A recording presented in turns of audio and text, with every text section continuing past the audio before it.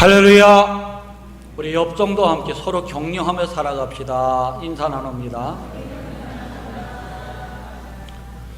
성도 여러분, 요즘같이 힘들고 어려운 시대에 서로 돌아보고 위로하며 격려함으로 여러분이 가는 곳곳마다 사랑과 평화를 이뤄내는 복된 삶이 되기를 주님의 이름으로 축원합니다.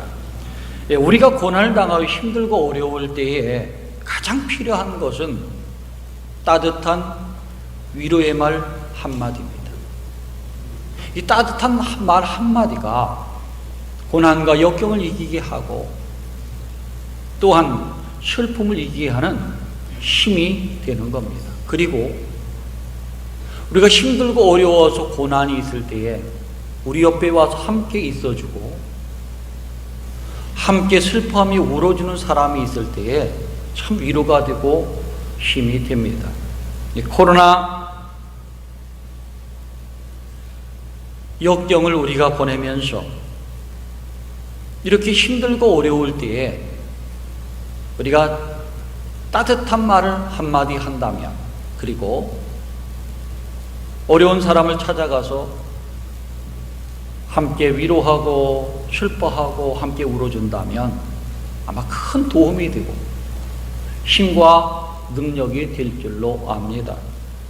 지혜왕 솔로몬은 말이 얼마나 중요한가, 잠언에서 이렇게 말했죠. 선한 말은 꿀송이 같아서 사람 마음에 달고 뼈에 양약이 되느니라, 이렇게 말을 했어요. 그래서 선한 말 한마디가 참으로 중요하다는 것이죠. 그리고 말의 힘에 대해서 이렇게 말을 했습니다. 의인의 입은 생명샘이라도 악인의 입은 독을 머금었느니라. 온순한 혀는 곧 생명나무이지만 패역한 혀는 마음을 상하게 하느니라. 이 말을 통해서 하나님을 따르고 닮아가는 의인들, 그리고 지혜로운 사람들은 어떻게 말해야 될지를 알려주고 있습니다.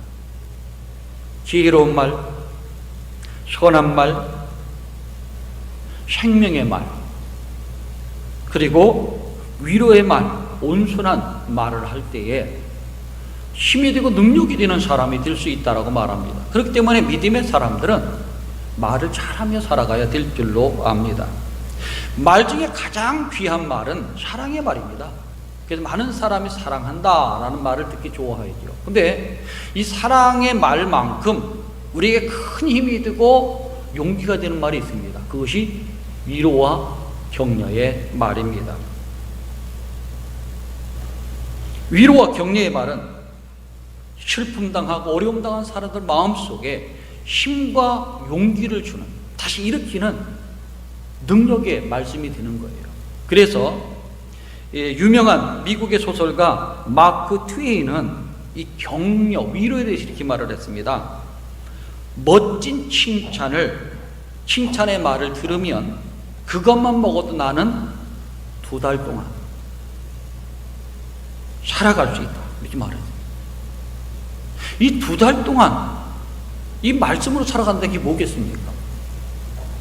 이 말씀을 붙잡고 힘있게 살아간다는 말이에요. 그만큼 소중하다는 것이죠. 지금 우리가 살고 있는 세상은 먹을 양식이 없어서 배고픈 게 아니에요. 먹을 것이 없어서 서로 싸우고 분쟁하는 것이 아닙니다. 하나님 말씀이 없어서 배고픈 겁니다. 하나님의 사랑과 관심, 위로와 격려가 없기 때문에 사람이 힘들어하고 목말라 하는 겁니다. 우리가 행복하고 평안하기 위해서는 하나님의 말씀이 꼭 있어야 되고, 하나님 말씀하신 사랑과 관심과 위로가 격려가 우리 삶 속에 충만해야 돼요. 그래야 행복할 수가 있는 거죠. 우리 가정, 교회, 우리가 살고 있는 세상 모두 마찬가지입니다. 행복하기 위해서는 원망과 불평과 그리고 상처 주는 말을 멈춰야 되고, 좋은 말, 사랑의 말, 위로의 말을 하며 살아가야 될 줄로 압니다. 이 격려하는 하다라는 말은 헬라어로 파라 미디오마이라고 하는 말인데 격려하다, 위로하다, 용기를 주다라는 뜻이 있습니다. 괜찮아, 괜찮을까? 염려하지 마라, 근심하지 마라, 하나님이 널 도와줄 거야. 이런 말을 해서 힘과 용기를 주는 것이 격려입니다. 위로를 넘어서서 한 걸음 더 나갈 수 있는 게 해주는 것이 격려죠. 이 말을 믿음의 사람들은 많이 해야 된다는 거예요. 오늘 사도 바울이 이 히브리서를 쓰면서 교인들이 편지한 내용입니다. 이때의 교인들은 어떤 상황이었을까? 예수님 믿는다는 이유 하나만으로 환난과 핍박을 당하고, 때로는 고문을 당하고 고통을 당하고 힘들어할 때입니다. 매도 맞고 고문을 당하고 감옥에 갇히기도 하고 죽기도 했어요. 이런 어려운 상황 속에서 그 누구 하나 변화하거나 돌아보거나 위로해 주지 않았어요. 왜? 그럼 잡혀가니까, 서로 잡혀가니까. 이런 상황이었어요. 이렇게 신앙적으로 암울한 시대에 사도 바울은 믿는 그리스도인들이 환난과 핍박 속에 어려움을 당하고 고통당한다는 말을 듣고서 성도들을 위로하면서 이 편지를 쓴 것이 히브리서예요. 참 어려운 시대에 어떤 믿음을 가지고 살아야 되는가, 그리고 오늘 본문 말씀에 의해서 행복할 수 있는 길이 어떤 길인가 알려주고 있습니다. 환난과 핍박 속에 있는 성도들이 어떤 위로를 받을 수 있으며 어떤 힘을 얻을 수 있는 것일까? 바울은 본문에서 믿는 사람 모두가 위로받고 힘을 얻을 수 있는 길을 두 가지로 알려주고 있습니다. 이 두 가지를 잘 알고 살아간다면 이 어려운 시대에 힘을 내고 용기를 가지고 능력 있게 살아갈 수가 있다는 겁니다. 그러면 사도 바울은 무엇을 하라고 말씀했을까? 먼저 신실하신 하나님께 나아가라고 말씀했습니다. 믿는 그리스도인들이 핍박받는다는 소식을 들은 바울은 이렇게 말했습니다. 참 마음과 온전한 믿음으로 하나님께 나가라. 하나님께 나가야 위로받을 수 있다는 거예요. 왜 하나님께 나가라고 했을까? 오직 하나님 앞에 나가는 사람만이 하나님의 사랑을 입으며 은총을 받으며 구원을 받으며 생명을 얻을 수 있기 때문에 나가라고 말한 것이에요. 구원의 하나님 의지할 때에 우리의 아픔, 슬픔, 고통, 고난, 역경이 변해서 기쁨이 되고 춤이 되고 찬양이 되고 감사가 되는 겁니다. 이 사실을 알았기 때문에 하나님 앞에 나가라. 힘들어하는 자, 번민하는 자, 고통 속에 있는 자, 아픔 속에 어찌할 줄 모르는 방황하는 자, 하나님 앞에 나가라. 전능하신 하나님이 너희를 지키시고 보호하시고 감싸시고 구원해 주실 것이다 라고 말씀해 주고 있는 것입니다. 그렇기 때문에 누구든 힘들고 어려울 때, 그리고 환난 속에 있을 때는 방황하지 마시고 하나님께 나가는 믿음이 필요한 것입니다. 반드시 신실한 하나님 앞에 나갈 때에 하나님은 우리의 기도에 응답도 주시고 구원도 베풀어 주시는 겁니다. 바울은 복음 전도하다가 정말 여러 번 생명의 위기를 맞이했습니다. 때로 매를 맞고 감옥에 갇히기도 했고, 풍랑을 만나서 캄캄한 칠흑 같은 밤 속에서 아무런 소망 없이 며칠을 지날 때도 있었습니다. 그때마다 바울은 염려하지 않았어요. 근심하지 않았어요. 그는 하나님만 바라봤습니다. 그리고 하나님을 의지하고 기도했다는 거예요. 우리 잘 알고 있듯이 필리포 감옥에서 매 맞고 갇혔을 때 그들이 한 일이 뭐겠습니까? 찬송을 불렀다. 기도하며 찬송했다는 거예요. 그랬을 때에 빌립보 감옥에 옥문이 열려지고 손에 매였던 착고가 벌어지게 된 것이죠. 자유로운 몸이 된 거예요.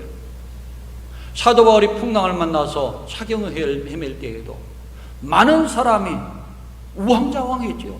선장도 이끌어가는 백부장도 많은 사람이 어떻게 하면 살까 염려 걱정했는데, 그때 바울이 한 일은 기도한 일이에요.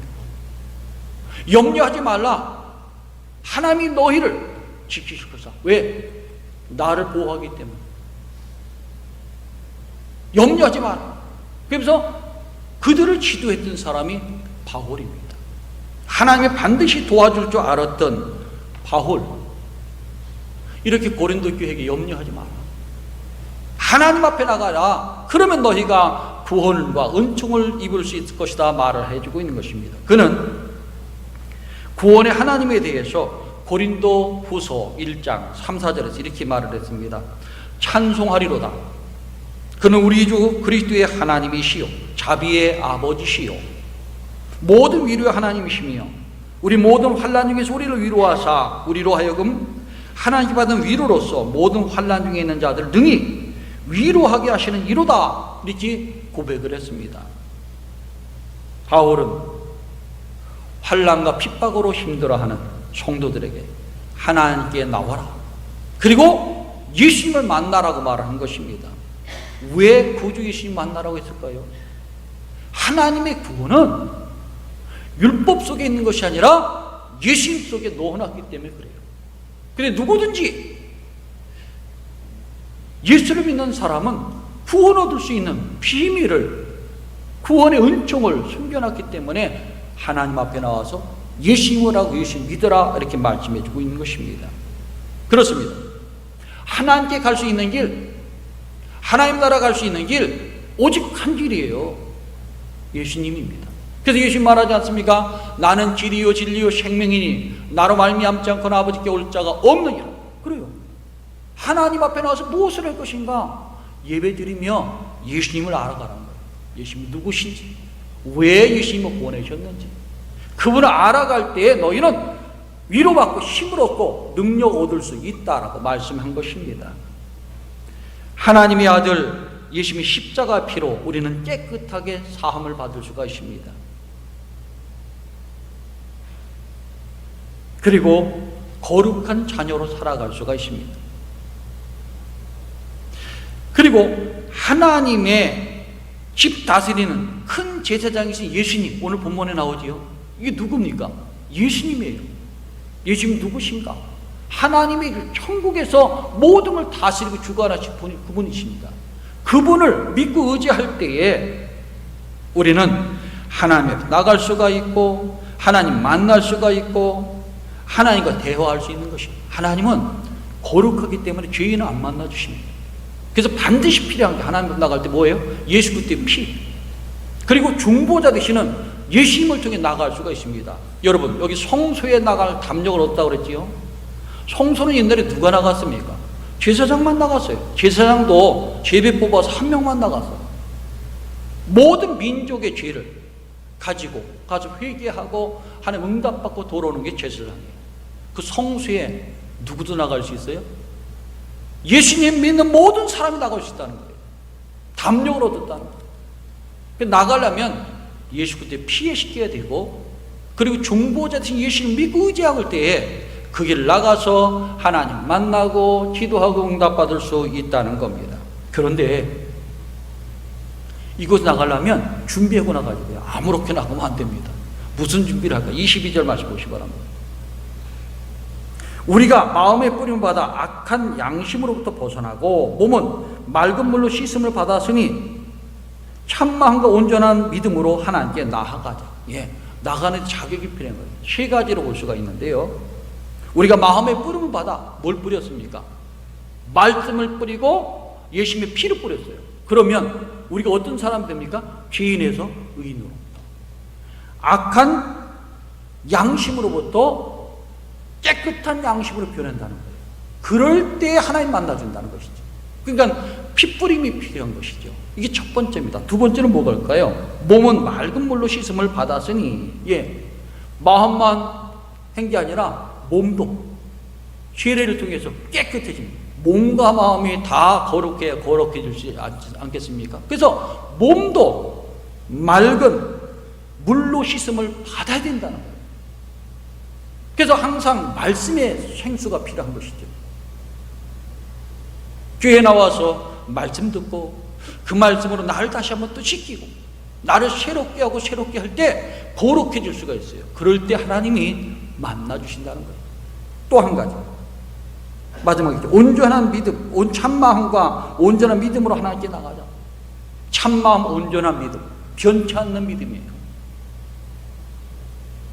신실한 믿음이죠. 이 신실한 믿음으로 하나님 앞에 나가면 하나님이 우리를 만나줄 뿐만 아니라 은혜 주시고 구원도 주시고 복을 베풀어 주신다는 겁니다. 그래서 예수님께서 이렇게 말했죠. 수고하고 무거운 짐진 자들아 다 내게로 오라. 내가 널 쉬게 하리라. 지금 쉬지 못해서 마음이 불안한 거예요. 염려가 돼서 불안한 거예요. 이게 오늘의 상황 아니겠습니까? 모든 것이 불안해서 힘들어하고 고달파하는 수고한 인생들, 나 내게로 오라. 내게 오면 편히 쉬리라. 마음도 평안해지고 삶도 평안해지고 영혼도 평안해지고 죄 가운데서도 우리 평안해지고 죽음 가운데서 평안해질 수 있다는 겁니다. 그래서 오라고 말씀하고 있는 거예요. 요즘같이 힘들고 어려운 시대에 우리는 하나님께 나가야 됩니다. 나가서 누굴 만납니까? 예수님을 만나요. 예수님 만나서 예수님의 구원의 은혜를 받아야 될 줄 압니다. 예수님의 사랑을 알아야 돼요. 그리고 교회 나와서 하나님 앞에 나와서 십자가를 바라봐야 돼요. 하나님 외에 세상 모든 사람 살리기 위해서 예수님이 이 땅에 보내시고 그 십자가의 비밀을 알을 때에 우리는 성결해지고 깨끗해질 수가 있는 것입니다. 그리고 생명의 말씀 들어야 돼요. 하나님 앞에 나와서 생명의 말씀이 우리 마음을 든든하게 합니다. 우리를 거룩하게 합니다. 우리를 온전하게 합니다. 그래서 매주 교회에서 예배를 드리고 우리 유튜브로 예배를 드릴 때도 마찬가지로 이 생명의 말씀을 항상 그려면서 들어야 되는 거예요. 우리 밴드에 보면 계속 들을 수가 있습니다. 밴드에 계속 설교한 게 나와 있어요. 그리고 유튜브에 진지일기에 치면 옛날부터 기록한 게 다 들어있습니다.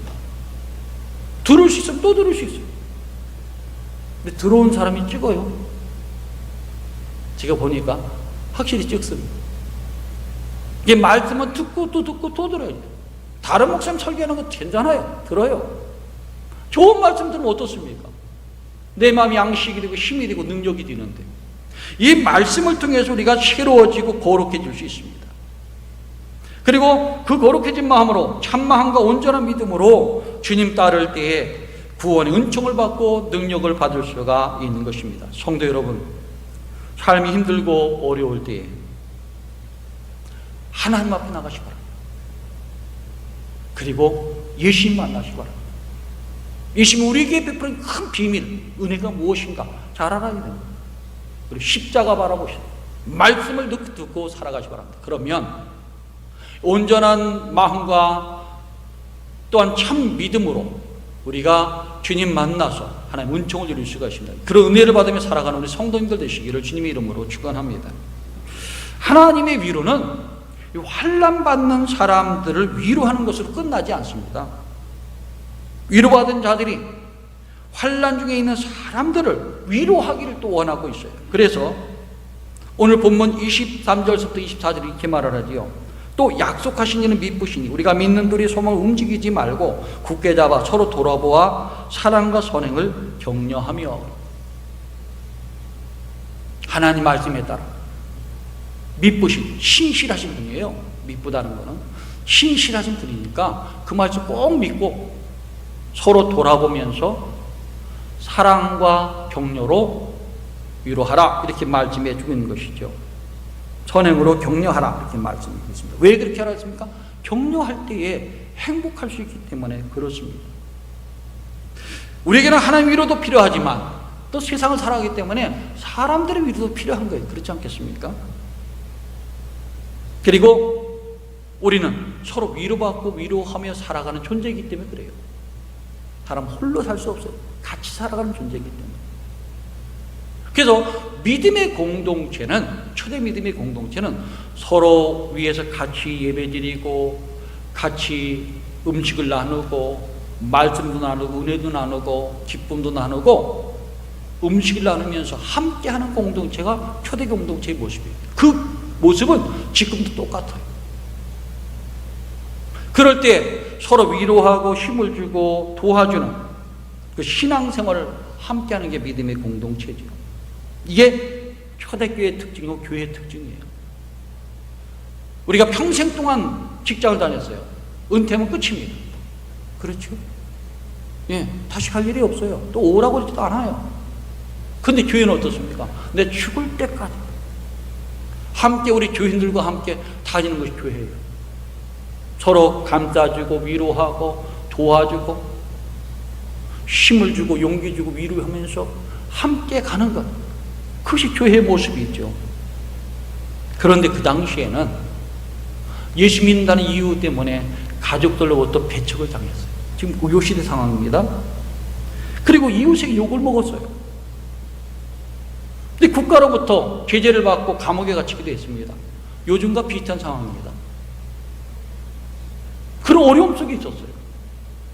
이런 어려움 속에 있었을 때에 믿음이 흔들리죠. 이 교회 나가야 되는 것인가?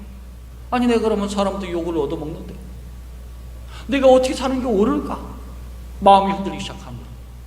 사탄은 그때를 노려서 우리를 딱 쳐내버리죠. 여기 흔들리면 안 되는. 그러면 누가 그 사람을 잡아줄 수 있을까? 예, 한 몸을 잃은 그리스도인들이 잡아줘야 되는 거예요.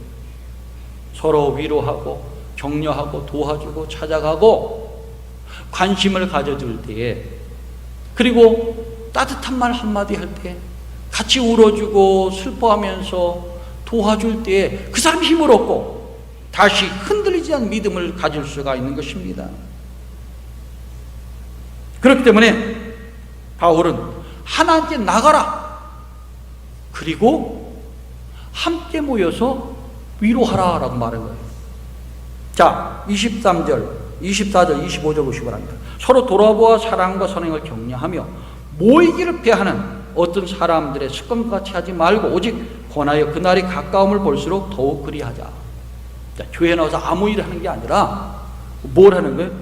모이기를 피하는 사람 같이 하지 말고 모여서 함께 말씀도 나누고 은혜도 나누고 기도도 함께 나누고 형편도 함께 나누라는 거예요. 그래서 서로서로 도와주라는 거예요. 근데 이것이 지금 문제입니다. 왜 문제일까요? 이건 이제 저도 목회하고 있지만은 함께 모이는 거 싫어해요. 구역 예배 드리는 것도 싫어하고. 옛날에 우리 권사님들하고 장로님들하고 다닐 때는 흔히 얘기했죠. 그 집안의 숟가락이 몇인지 어떤 형편이 다 한다. 왜? 자주 들락날락하니까. 교제가 있었다는 얘기입니다. 근데 지금 교제가 없습니다. 그 집이 어떤 일을 당하는데 어떤 형편이 있는지 상황이 어떤지 전혀 모르요. 그럼 기도하겠습니까? 도와주겠습니까?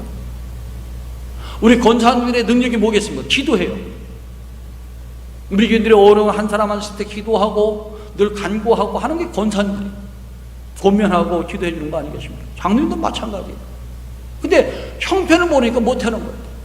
근데 코로나가 시작되면 더 못합니다. 왜? 함께 모이지도 못하잖아요.